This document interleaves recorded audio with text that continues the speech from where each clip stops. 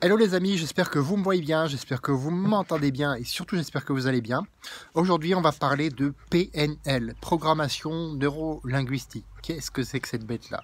Est-ce que c'est quelque chose de dangereux ou est-ce que c'est simplement un outil qui peut permettre de s'améliorer et d'aider autrui à le faire? La PNL, la programmation neuro-linguistique, c'est tout simplement une discipline psychologique. Et quand on sait que 80% du succès passe par la psychologie et 20% par la mécanique, on sait l'importance de tout ça. Pourtant, effectivement, la PNL, c'est quelque chose qui intrigue.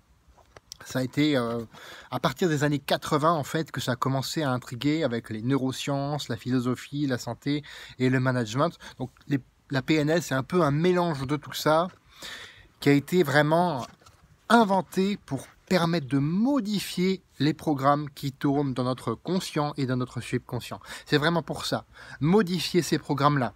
Alors oui, ça peut faire peur. Oui, ça peut conduire certaines personnes à chercher à en manipuler d'autres. Bien entendu, ça nous permet aussi de passer nos croyances limitantes. Ça nous permet aussi de devenir des meilleures versions de nous-mêmes. Alors les fondateurs, notamment Richard Bandler et John Grindler, qui ont étudié en fait avec Milton Erickson, qui est donc à la base de l'hypnose du même nom, c'est eux qui ont créé à la base la PNL.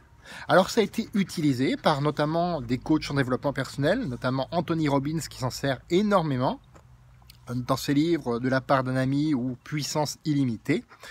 Donc j'ai personnellement lu Puissance illimitée plusieurs fois, je vais encore le relire pour vraiment m'en imprégner. Pas pour essayer de manipuler ou quoi que ce soit, mais surtout pour moi, pour m'aider à devenir vraiment la meilleure version de moi-même.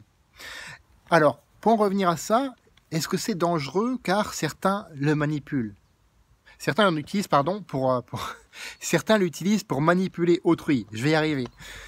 Donc, ça dépend en fait des personnes qui utilisent l'outil. Si je peux schématiser encore une fois avec le couteau, un couteau, tu peux t'en servir pour couper un steak, tu peux t'en servir pour tuer autrui. Est-ce que c'est le couteau le responsable ou est-ce que c'est la personne qui utilise le couteau qui est responsable de l'usage, de l'intention qu'il y a derrière?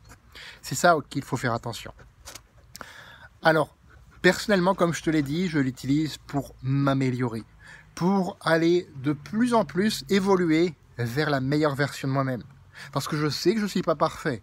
Il m'arrive, tu le vois dans les vidéos, c'est un parfait exemple et c'est pour ça que je vais le laisser.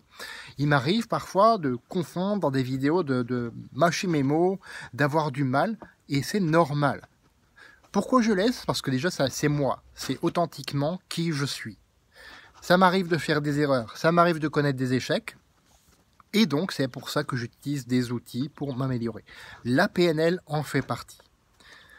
Alors, bien entendu, ce que je t'invite, c'est à partager ton expérience avec de la PNL ou pas. Tu partages ton expérience et chercher des idées aussi qui te permettent de t'améliorer.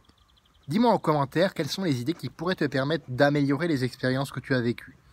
Et fais de ta vie une aventure mémorable qui te ressemble et à personne d'autre, parce que tu le mérites. Que tu utilises la PNL ou tout autre outil, c'est toi que ça regarde, tout simplement.